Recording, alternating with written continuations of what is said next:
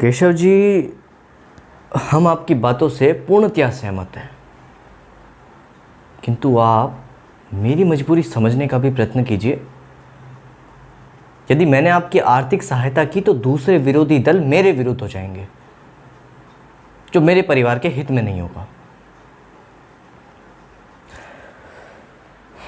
मैं स्वयं कठिनाइयों से नहीं डरता केशव जी,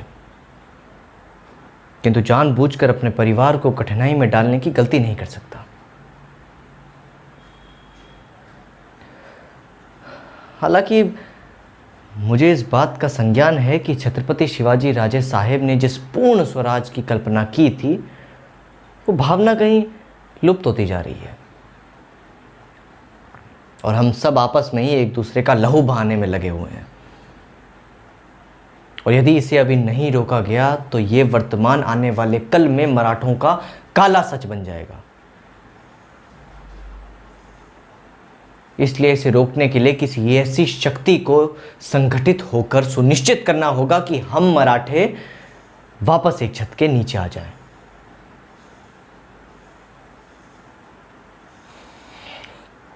जो नौजवान पीढ़ी का उचित मार्गदर्शन करे। और आपको भी तो ऐसे ही किसी संगठन को तैयार करने के लिए आर्थिक सहायता की आवश्यकता है। निसंदेह मैं साहूकार हूं और धन को ऋण पर देना ही मेरा व्यापार है, किंतु केशव जी,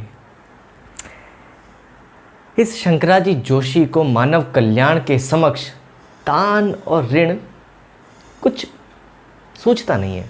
ये बात सब जानते हैं।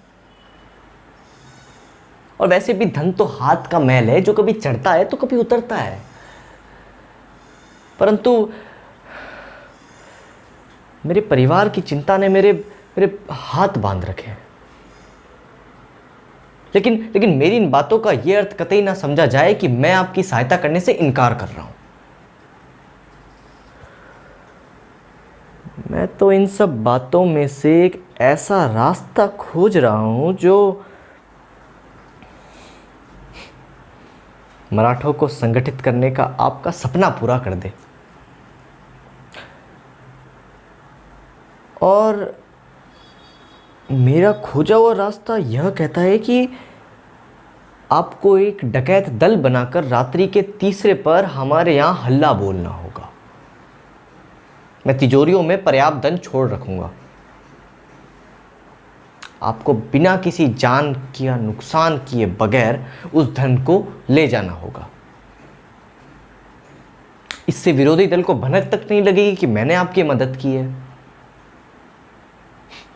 अब मानव कल्याण की मदद तो इसी प्रकार संभव है केशव जी। अगर आप हाँ करते हैं तो मैं तिजोरियों को भरवा देता हूं। Thank you.